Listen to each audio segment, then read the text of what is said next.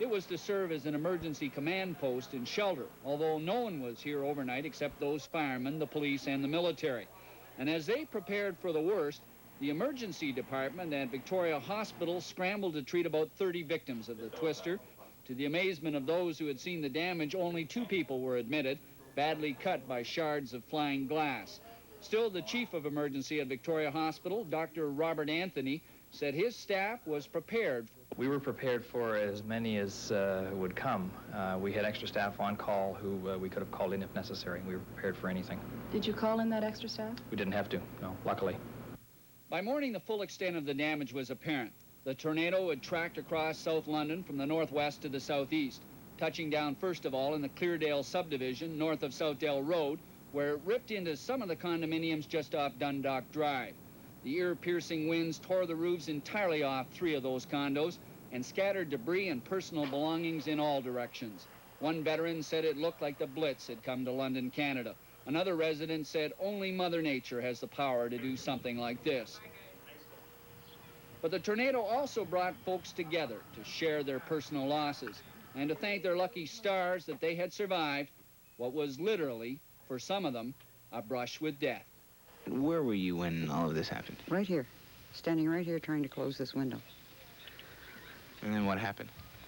All of a sudden I didn't have a window in my hand, my curtains were blowing out the window and I was trying to haul them back, and then all this drywall fell down on top of me. And that's all I know. Just tried to salvage as much as we could. But I guess we'll just pick up the pieces and keep going. But I've been living here for 14 years and never seen this happen. Never seen anything like this. Always happens somewhere else, but never to you, you know. And as the police patrolled the area, the owner of a 5-ton truck that was moved about 70 feet and turned over talked with us. I don't know if it picked it up or pushed it down or what it did. But that's where first I just live around the corner there, and I looked out. I said to the wife, I said, my truck is gone. I thought maybe it carried it out into the field.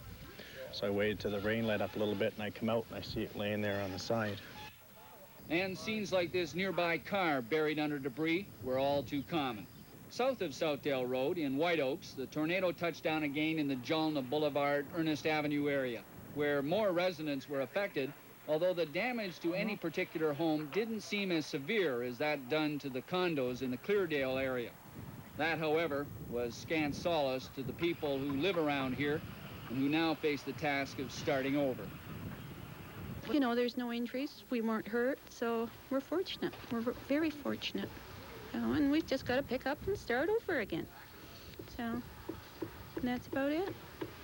My wife was in the front room with the kids. I just said, tornado, get down. And we all scrambled. I was so shocked that I stood right at the front door. I couldn't even move, and it just kind of sailed right across the front lawn here. And I figured it had to have been at least 100 feet around, and it had a big, bright blue thunderbolt right down the center of it. And everything that it touched, as it touched down, it just, poof, gone. Including a leisurely Labor Day holiday for this woman and lots of others who were preparing for more wet weather ahead. And just to give you an idea of the force of those winds, look what they did to this shingle we found protruding from a shed.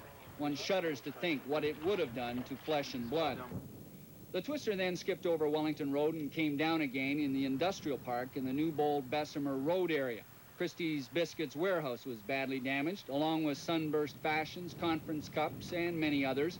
The big danger here was gas leaks, several of which were reported. Union gas personnel were keeping a close eye on the area. Still, despite all this, the sun was barely up when the cleanup began.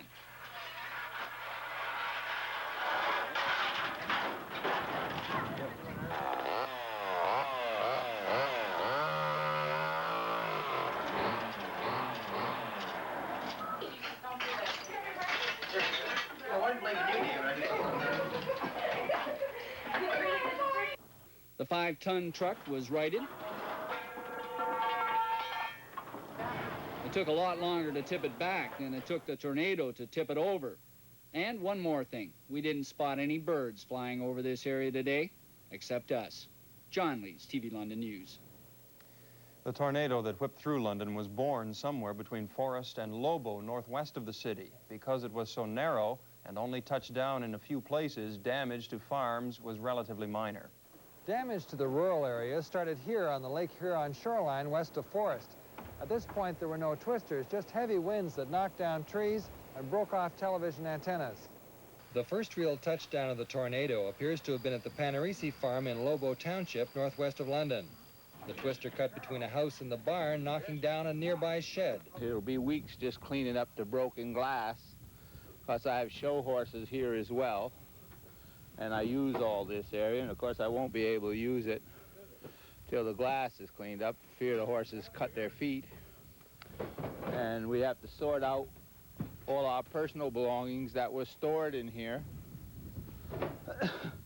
and get them stored in another building until the house is finished and we could move it inside. And as you can see, the building is a complete write-off. At the Ryan farm across the road, another large shed was ripped from its foundations and thrown into a cornfield. Oh, one awful noise. And next thing I come to the kitchen door and the wife said, the trailer moved, which is the trailer there, eh? Swung at about a 60-degree angle. She said, where'd the barn go? There it is out in the field. But it's an experience. I served in Korea, so this is another thing, see? After lifting back into the air, the next point hit was Melrose, where some barn roofs were damaged and a hall used as a community center destroyed. People there were cleaning up today and expressing relief the damage wasn't worse.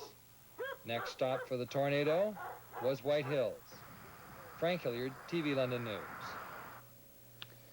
Looks like it'll be some time before we get a firm dollar figure on the damage from last night's tornado. A spokesman for our group that'll be working with insurance adjusters in London says it's impossible to estimate right now. Here's a jet that can fly backwards. And by the way, as curious as you may be to go and see the tornado damage in South London, if you don't live in that area, police are not allowing people to go into those areas. How fast would those winds, or could those winds have been going last night? Well, very little research is done to actually measure it. The equipment can stand up to it, but typically somewhere between 250 to 400 kilometers an hour. Oof. That shingle that was stuck into the siding there would be indicative of just how fast it was going. Our own forecast? We don't have anything like that in our forecast. It looks like just cloudy and drizzly for a while, Eric. Pete? Right, the Cubs have won this afternoon, and that puts the heat on the system is so serious,